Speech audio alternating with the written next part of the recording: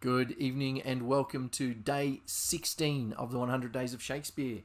My name is Paul Adams from Small Crown Productions. Great to have you here again. This is a 100 Days of Shakespeare event started by Carolina Furman of the Society for Creative Anachronism. If you haven't heard of them, there will be a link in the description below for you to check them out. It's an international medieval reenactment group. And Carolina started this as a way for us to all explore Shakespeare at our own pace, in our own way, over 100 days. And so there is a Facebook group which you can join, which I'll also link up in the description below. So please check that out if you want to dig a little bit further into what some of the research that other people are doing as well. Tonight, we are having a look at this. Let's see if I can get that in focus for you. There you go. Do you know what that is? Nope, out of focus. It's trying to... I'll give you a hint. That's right. It is an Elizabethan money box. So this is what was used by the gatherers at the theatres to collect the takings as people came in through the door. So I've got a few photos here which I'll just transition to. So bear with me just a moment while I pull that up. So there you go. So it's a pretty common shape. They're cheap earthenware kind of clay. So they were covered with a green glaze that was pretty popular at the time. They were really cheap to make. And you may notice that there is a slot for you to be able to put coins in, but there is nowhere for you to get coins out. So these, some say, are where the coin breaking the bank came from. Don't know if that's actually accurate or not, but that is a belief that some have, because the only way to get the money out of these is to smash them open. And so what they would do is the gatherers would take the coins at the opening of the theatres.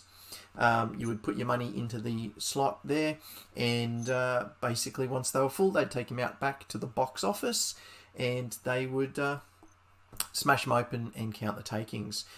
Now, there's a couple of things to note about these.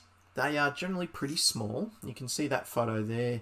It's a similar sort of shape. Now, this top notch, I'll pop this over here, this top notch kind of shape at the top was very, very common. Because what it did is it allowed you to lock your fingers underneath it, and you could hold it like this in the palm of your hand. So this one's possibly a little bit too big for my hand, but that whole idea is that you can hold it like that so that you've got a good grip on it while people are putting money into it. And so there's another photo here. So you can see they're all sort of similar shape, similar colour. This is a really great size one. That gives you a good sense of some of the different sizes of them. But they're a really great way to make sure that you didn't get your pocket picked by any of the pickpockets that were running around in the theatre if you were a gatherer. So rather than putting the money into a pouch or a sack that could be cut, could be picked, could be stolen, could be reefed off you, got a tight grip on this in your hand, which made it a lot harder for someone to steal from you. So really simple little device to take the money at the door. Now, I'll just double check my notes. Yeah, so about the size of an orange, if you sort of want to give it a bit of a size, but made it really, really easy to hold and collect the cash. So there you go. That's tonight's contribution to the 100 Days of Shakespeare. There's a bunch of websites around that detail a little bit more information around these. There are heaps and heaps of examples of broken earthenware that you can see really kind of put these together, and found all across by mudlarks at the Thames, and in the ruins of the Rose Theatre and the Globe and all the sort of amphitheatre theatres. Very, very common, really simple idea to protect the money as it was being collected by the gatherers. So there you go. Little money box for the Elizabethan theatre.